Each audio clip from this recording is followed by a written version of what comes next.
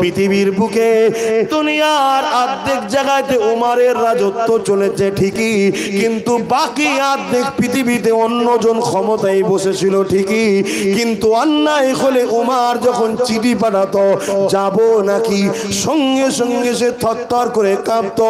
ওই অন্যায় থেকে সে রাজা ফিরে চলে আসতো।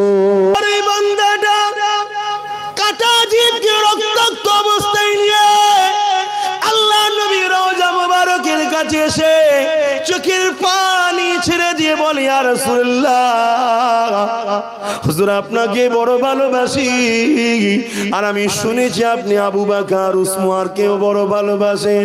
আপনার আবু বকর উমরকে ভালোবাসার জন্য আমার জিভটা কেটে নিয়েছে।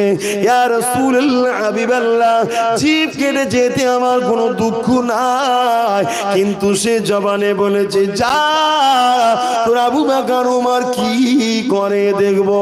ইয়া রাসূলুল্লাহ, হাবিবাল্লাহ, বড় ব্যথা দুঃখ লেগেছে। উমারের উপরে এত রাগ কেন? উমারকে পৃথিবীর জালিম শাসকরা আজকের দিনও ভয় করে।